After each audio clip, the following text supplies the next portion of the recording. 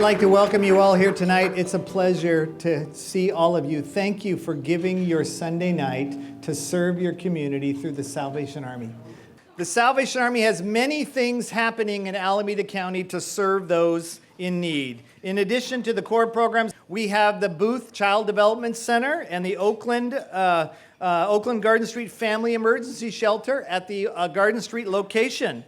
Thank you for the service that's happening there. We have the Oakland ARC, which is the Adult Rehabilitation Program in downtown Oakland, which serves approximately 100 men and provides a 6-month residential substance abuse recovery program. We were there just this morning at 8:30 for chapel, and we had a full house, and it was so exciting to see the men changing their lives around. It was super exciting. Well, I want to tell you that your Alameda County Salvation Army is busy serving those in need. Did you know that we've started a new program to serve people in need every year for the last 3 years? In 2019, we opened the construction training program. We're now in our 7th session of the construction training program with our partners, next slide, our partners ABC NorCal. It's a 3-week pre-apprentice training program, and we're in our 7th cohort, and we've had approximately 50 graduates from the construction training program. Amen. And most of them have come from homelessness, or they've come from our residential substance abuse treatment program. So we're helping them to be clean of drugs and alcohol, and then we're teaching them a trade so they have a marketable skill to take care of themselves and their families.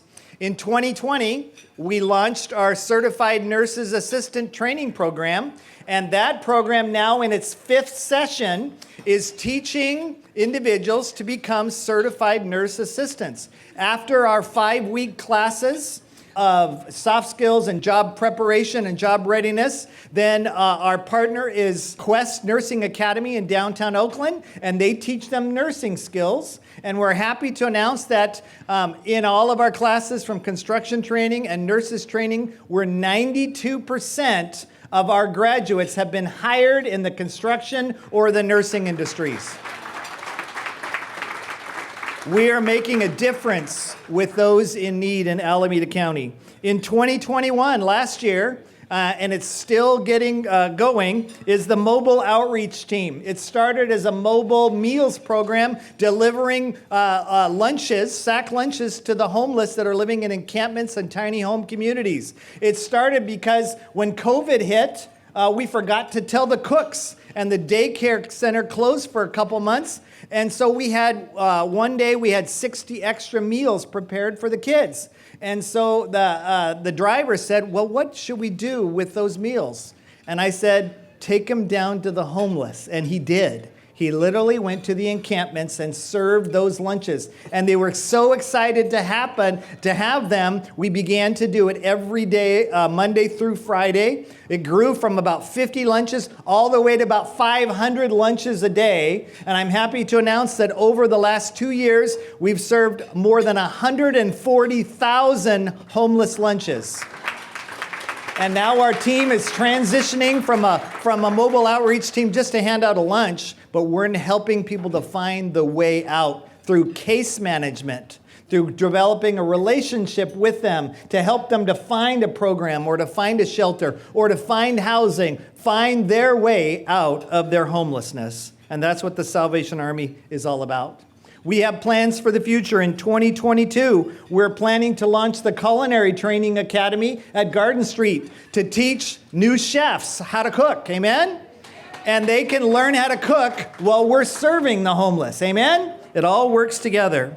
We're also hoping to start our homeless dental program. Where's Joe? Raise your hand. And he's built a dental clinic at Garden Street, and we're going to provide free dental care for the homeless that's living at Garden Street and out in the community. So many good things are happening in the future. We have a proposed countywide capital campaign that we're soon to announce. We don't know the exact amount of our campaign, but our goal will be to expand our work in Hayward, by making a larger facility and a larger program to serve the homeless in need, and then also expanding our facilities with Next Step housing and workforce development housing at our Oakland Garden Street Center with 33 transitional Next Step housing units with a job training program attached to it. We've got great plans for the future. And thank you so much for everything that you are continue to do to help support those programs so we can help more people in need. Amen. Let's give it up for your Salvation Army. Amen. Okay, clap along if you want. Thank you. What you want, the Salvation Army's got it. And what you need, you know we've got it. We're here tonight to show our support all together and to give hope a home in Alameda. Well, there isn't much that we can't do. Compassion and love is what drives us through. So thank you all for showing your support of our community and helping to change lives of so many. We have quite a night in store for you. Amazing speakers and an auction too. And all of this to support the work we do. Helping families, children, and seniors with love, hope, and kindness. Thank you to our amazing coaches, Corky and Debbie, for all their hard work in putting tonight together. Jim Knowlton for his incredible support. The Sullivans, of course, for heading up Alameda County. And every single one of you for giving from your hearts tonight. Ooh, and we can't forget our honoree, philanthropist, and pro athlete. Thank you so much for everything, Tyson Ross. You're an inspiration to so many children in our community. So everybody, SUPPORT, TSA Alameda County, SUPPORT, change lives tonight with me. Yeah, let's show our support now. Yeah. All together now, support TSA. All right. And now I'd like to introduce one of our special speakers, Jim Knowlton, who has established himself as a dynamic leader and accomplished administrator through service in intercollegiate athletics in the U.S. Army. He is in his 4th year as the Director of Athletics at Cal after formally moving into the role in May of 2018. At Cal, Jim oversees a department that supports 30 sports and 850 student athletes. Jim served as the athletic director at the Air Force for 3 years before his move to Cal Berkeley, and he previously spent 7 years overseeing the athletic department at Rensselaer Polytechnic Institute.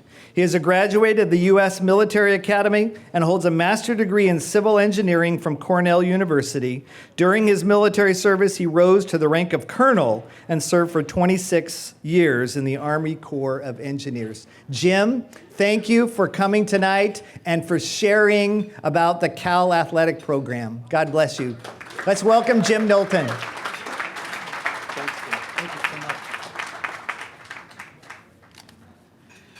Well, that was wonderful. Thank you for that very kind introduction. And I'm humbled to be here, just listening to all the things that the Salvation Army has done. And it's not the Salvation Army, it's all the individuals in this room that have done so much to uplift people is really what it kind of all boils down to.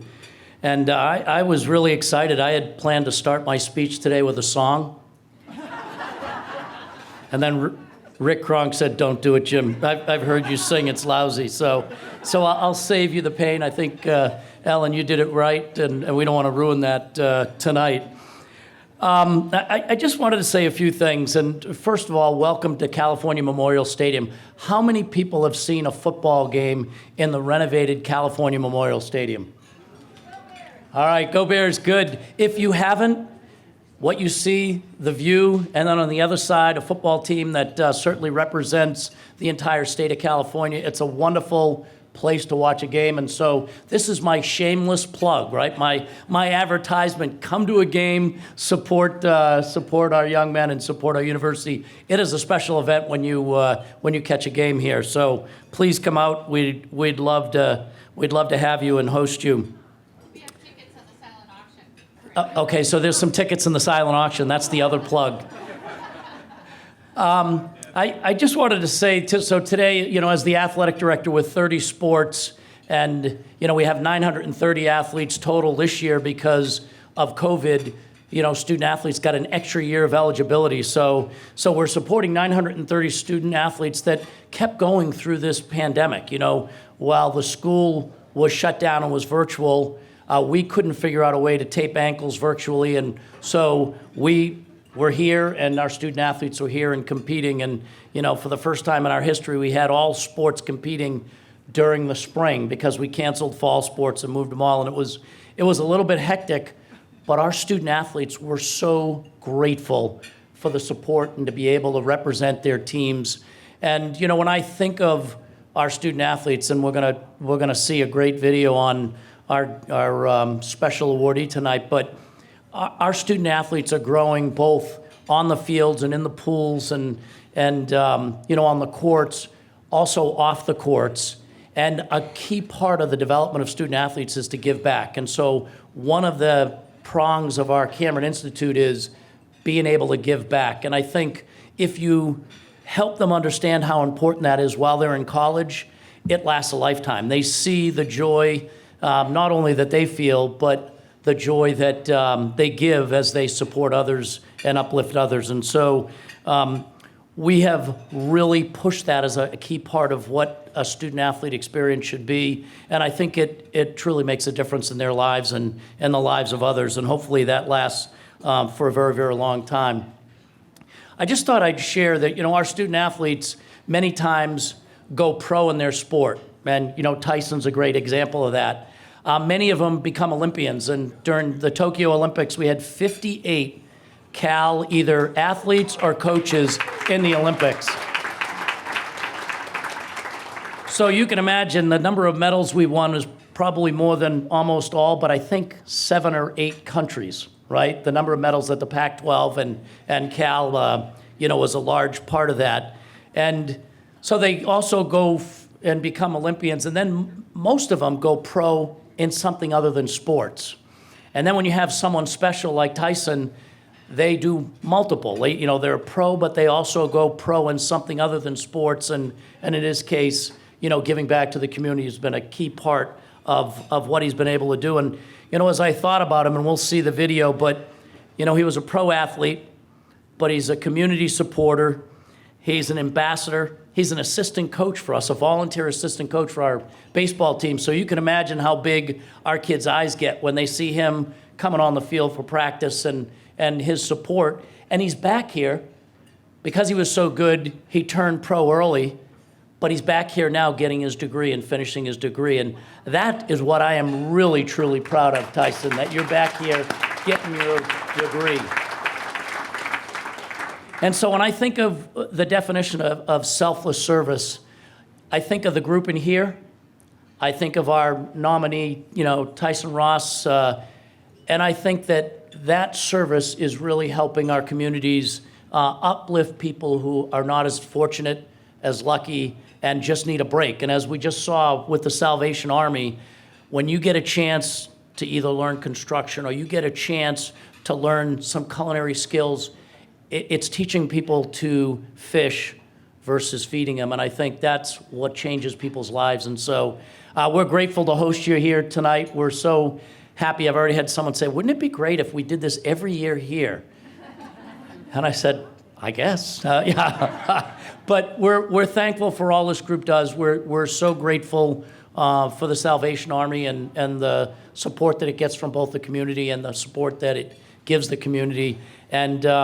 And we're really happy to be a small part of it. And so I am going to introduce first the video on Tyson Ross, and then I'll get to introduce Tyson himself. So I think I'm supposed to say, play the video. Go Bears.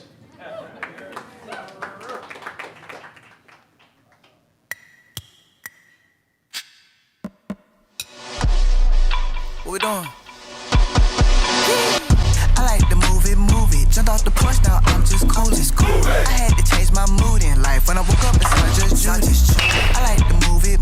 So please get out the way, excuse me. I like to move it. Jumped off the porch, now I'm just coming in. Hammer time number 2. What you gonna do when the tidal wave pull it with a top boom? Had to say a prayer on the floor like it's war room. I was in the courtroom, you was in your room. Every time the police came to my door, I just shook my head, knowing way better watch a cartoon. It's a whole life, y'all walking around looking so crazy. I ain't even gonna laugh, I'ma talk to 'em.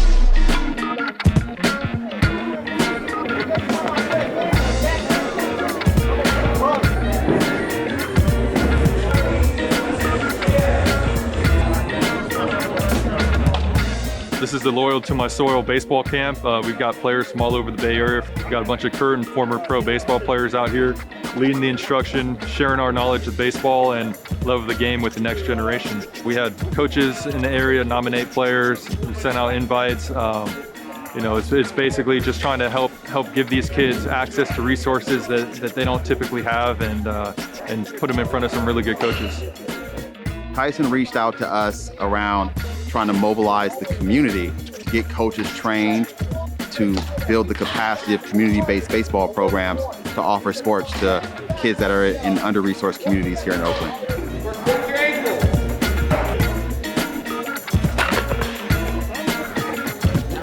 I feel like this camp is it's been a great experience, even for everybody during this time. Everybody still can't play. I feel like the coaches are just giving back to their community. It's been really cool. I recommend this camp to pretty much everybody in baseball. Everybody has something to learn every day. It's been a pretty good experience too. To see this group of kids together and the level of concentration and commitment, and as long as you continue to give it the most that you have, you'll get everything out of it.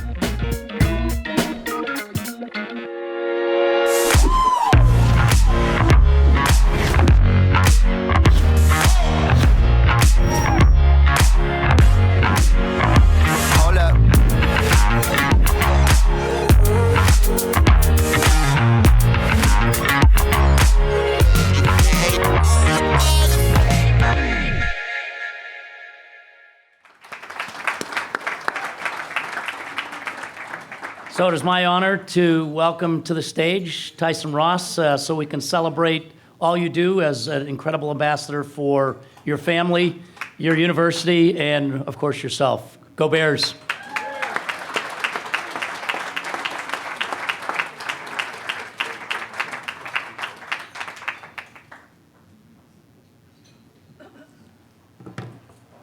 Thank you very much. I'm really honored to be here tonight. What a tremendous event.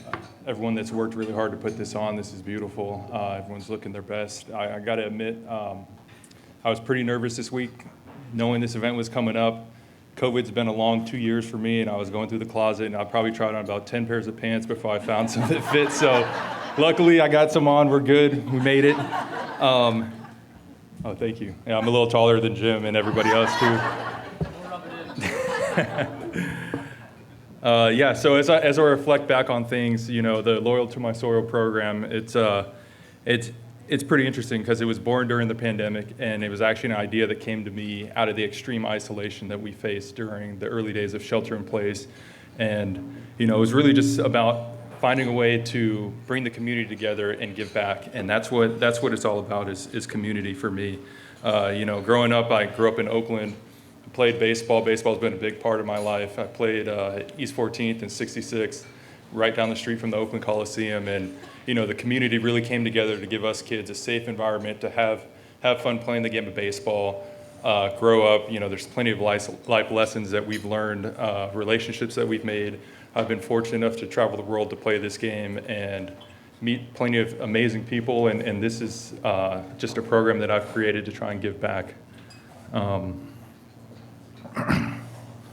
And I think the most important thing about the Loyal to My Soil program is that it's not just me. I couldn't have done any of this by myself. I've had tremendous help from, family, friends, teachers, former teammates. Everyone's really come together to really make a difference in the community, and that's the biggest thing is that, I've got a friend that says, we is greater than me.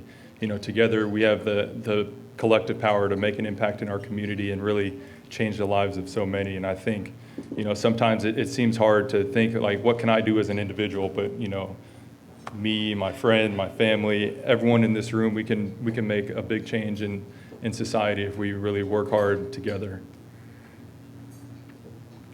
And I think receiving this award for what we've done in the past is pretty tremendous. I think, looking back on things together, we've hosted free camps for kids in the community. Together, we have given out and donated the equipment to kids that don't have the opportunity to play the game because they can't afford to. And I'm just looking forward to continue to pass on the knowledge and love of the game to the next generation and really just make an impact, for so many in this community. Thank you very much for this award, and I look forward to continuing the work that we're doing. We're a year and a half into it, and I see a lot of promise in the horizon for us, so thank you very much.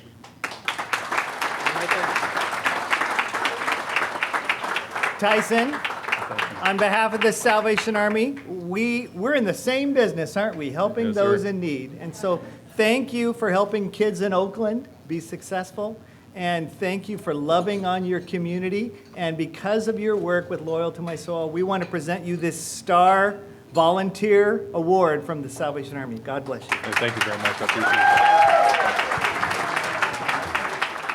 it. We have now reached my favorite part of the evening, but before we begin our Fund a Need, it's truly my honor to introduce you all to our next speaker, who will be sharing his own story of how he found his way out of homelessness and addiction through the Salvation Army's Mobile Outreach and Adult Rehabilitation Center ministry while Major Sullivan's served in Salt Lake City, Utah.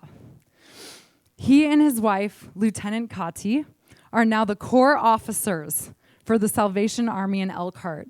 It's amazing. He's amazing. They're amazing. His story is amazing. And he's going to share it with all of us right now. So let us please give our undivided attention to Lieutenant Wayne Benedict.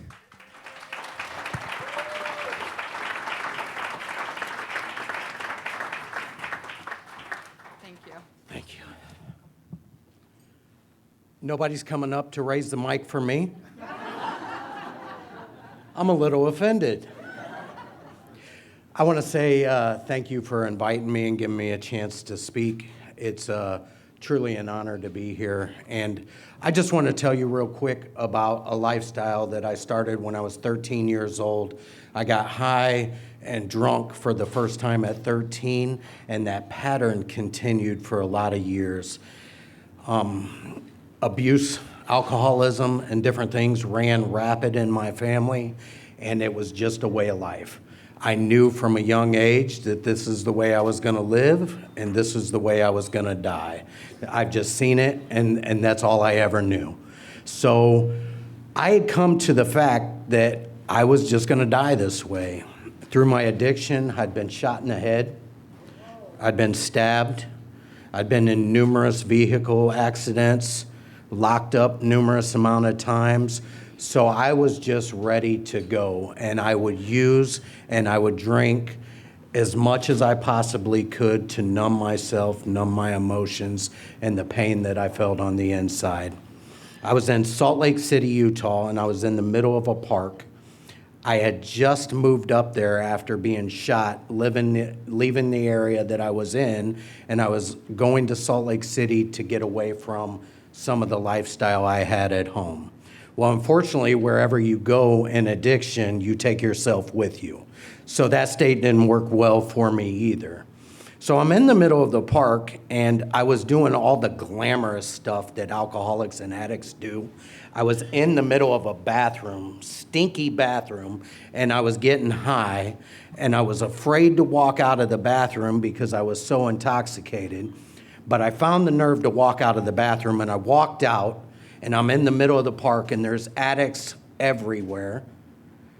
And I see these people in these white shirts walking directly towards me.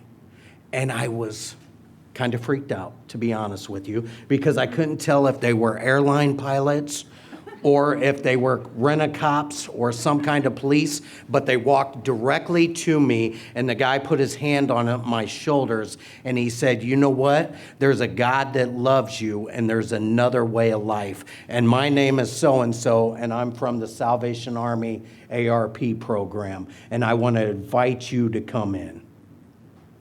I wasn't ready at that point, but 3 days later, I went and I checked myself into this program.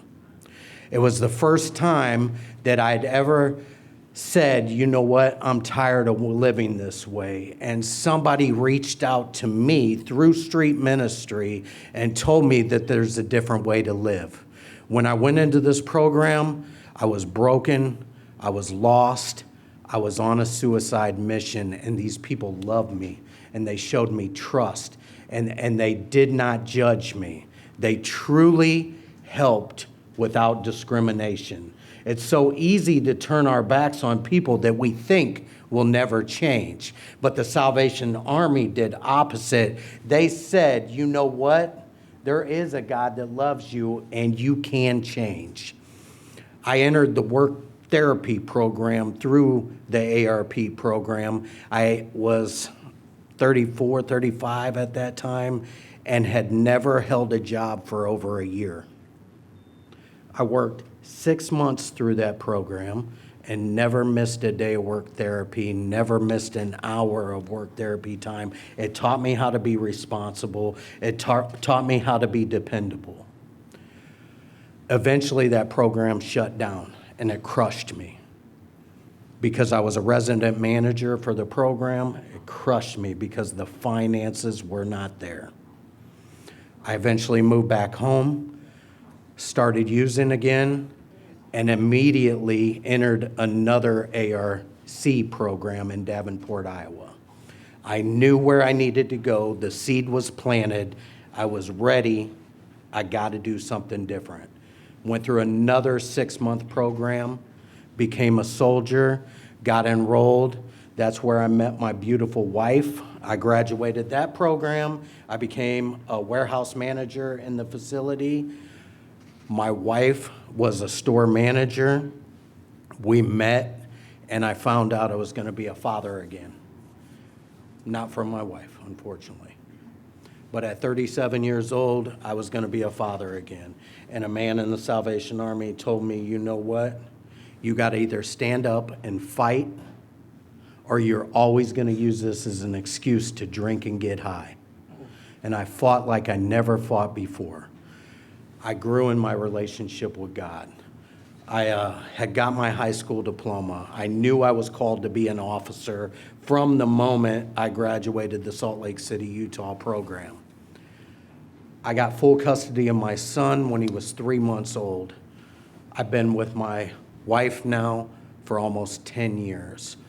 All this stuff happened because of mobile outreach, because of donors like you that donated money to make these things happen. People do change. Lives do change. If you would have told me 12 years ago that I would be a Corps officer and have a title as a husband, a father, an administrator, I would have thought you were lost. But God gave me them titles. He gave me the title of a loving father, a loving husband, an administrator, when my title before was drunk, dope fiend, homeless. He changed all them titles. Forgiven, blessed, all these things because of donors like you. It was because of the Salvation Army and somebody forgiving me and showing me grace when I couldn't even show myself that grace that lives were changed. That's why I'm so passionate about my job. Me and my wife got to go through seminary school in Chicago. We graduated that. Now we are in college classes ourselves, and we get to run a Corps and help other alcoholics and addicts and other people through social services that are struggling exactly like we are. And the blessing from having someone like me and my wife do this ministry is we know what it's like. We've been there, and we don't enable people, but we want to give them a hand up and not just a handout. That's why we take the donations that donors give us so seriously. We don't just hand it out to anybody, we hand it out to those who are ready to help themselves. Thank you.